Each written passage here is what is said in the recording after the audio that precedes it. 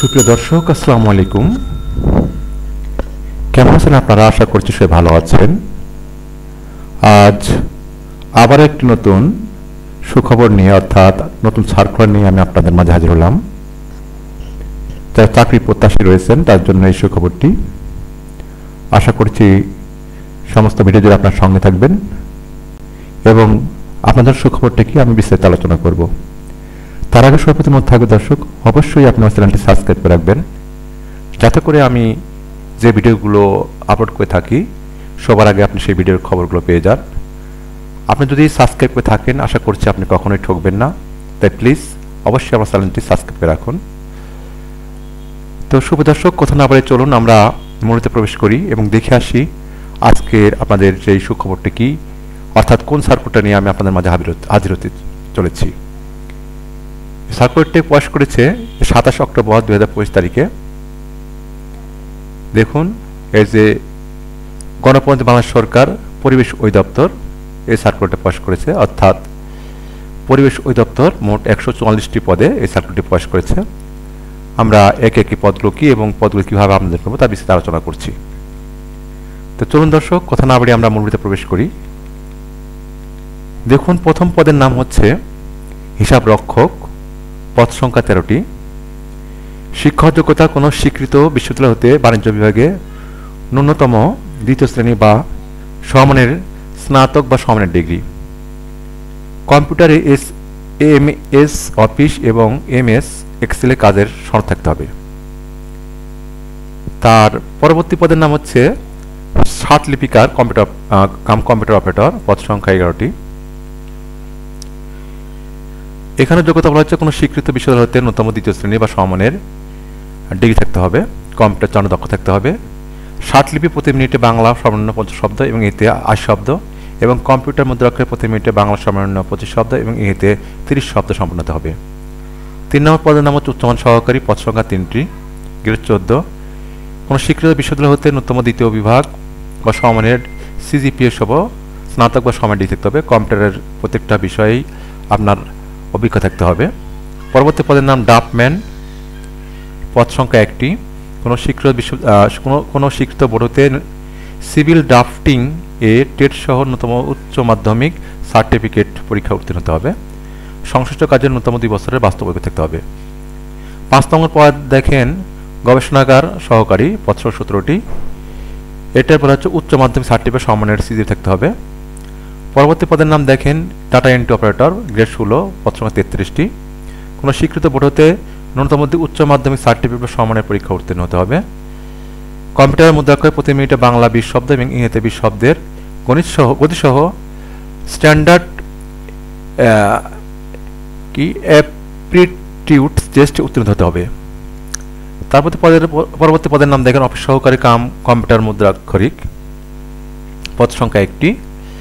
এটা অবশ্যই আপনাকে কম্পিউটার দক্ষতা থাকতে হবে এবং আপনাকে উচ্চ মাধ্যমিক স্কুল সার্টিফিকেট পরীক্ষায় উত্তীর্ণ হতে হবে। 8 নম্বর পদের নাম নমুনা সহকারী, পদ সংখ্যা 32টি। কোনো স্বীকৃত বোর্ড হতে ন্যূনতম দ্বিতীয় বিভাগ বা সমমানের সিজিপিএ সহ বিজ্ঞান বিভাগে উচ্চ মাধ্যমিক সার্টিফিকেট বা সমমানের পরীক্ষা উত্তীর্ণ হতে হবে। এরা বিজ্ঞান বিভাগে যারা পাশ করে তারাই পারবেন। লাইব্রেরি সহকারী, গ্রেড 16, পদ সংখ্যা 1টি। এটা বলা হচ্ছে উচ্চ মাধ্যমিক সার্টিফিকেট পরীক্ষা উত্তীর্ণ হতে হবে। গ্রন্থাগার বিজ্ঞানের সার্টিফিকেট কোর্স সম্পন্ন হতে হবে। ক্যাশিয়ার, পদ সংখ্যা 3টি।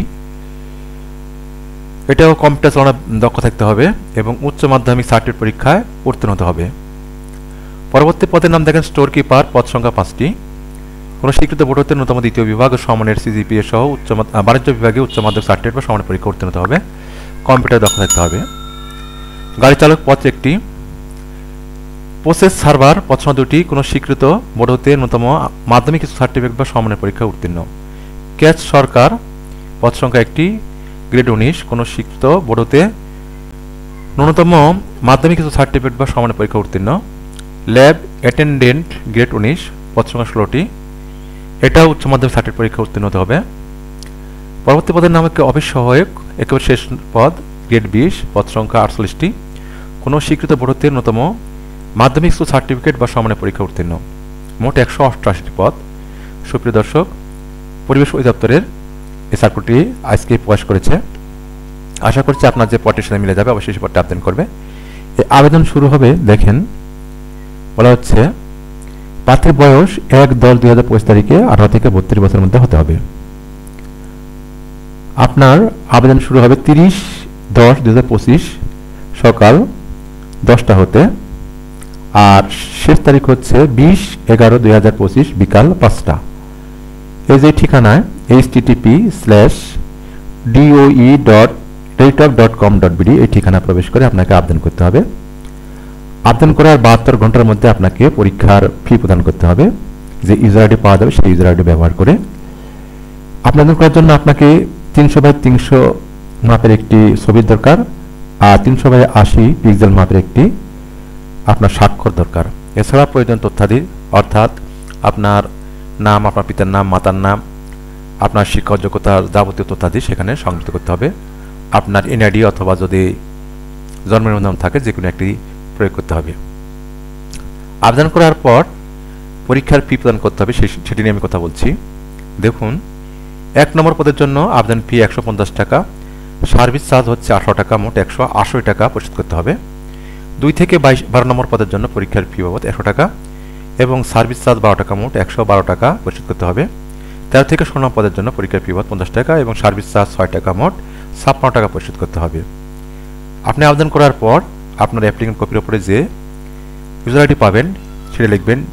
আপনার যে মোবাইলে টেলিটক সিম আছে সেই মোবাইলের টেলিটক সিমের মেসেজ অপশনে গিয়ে লিখবেন DOE স্পেস দিবেন, তারপরে আপনার ওই যে অ্যাপ্লিকেন্ট কপির উপরে যে ইউজার আইডি থাকবে সেটা লিখবেন।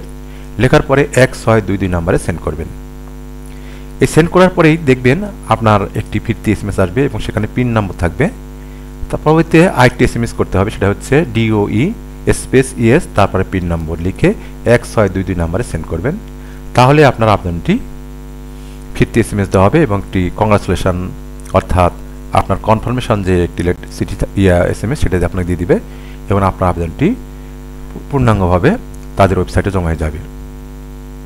তো সুপ্রিয় দর্শক, এই হচ্ছে আবেদন করার যাবতীয় পদ্ধতি এবং সার্কুলারের বিস্তারিত। আশা করছি আপনার যোগ্যতা যদি মিলে যায় অবশ্যই আপনি আবেদনটি করবেন। যেহেতু অনেকগুলো পদ, আশা করছি কোনো না কোনো পদের সাথে আপনার যোগ্যতা মিলে যাবে এবং আপনি আবেদনটি করবেন। তারপরে আবেদন করতে গিয়ে যদি কোনো সমস্যায় ফিল করে থাকেন তাহলে সরাসরি লিখতে পারেন আমাকে, অথবা আমাকে কমেন্ট বক্সে লিখতে পারেন। আমি আপনার প্রশ্নের জবাব সরাসরি দেওয়ার অথবা কমেন্ট বক্সের মাধ্যমে দেওয়ার চেষ্টা করব। সুপ্রিয় দর্শক, আজ এতটুকুই। ভিডিওতে ভালো লেগে থাকে আবার অনুরোধ করব, প্লিজ অবশ্যই চ্যানেলটি সাবস্ক্রাইব করবেন। আমি আপনাদেরকে বলছি কখনোই আপনারা ঠকবেন না, কারণ আমি আমার চ্যানেল থেকে নিত্য নতুন যে সার্কুলারগুলো প্রকাশ পায় সেই সার্কুলারই আপলোড করে থাকি সবার আগে এবং দ্রুত সময়ের মধ্যে, যার কারণে আপনি যদি আমার চ্যানেলটি সাবস্ক্রাইব থাকেন সেই খবরগুলো সবার আগে পেয়ে যাবেন। তো সুপ্রিয় দর্শক, সবারই সুস্বাস্থ্য এবং মঙ্গল কামনা করে এবং উন্নত একটি চাকরির জন্য আপনাদের হয় সেই প্রত্যাশা করে আজকের মধ্যে এখানে শেষ করছি। আল্লাহ হাফিজ।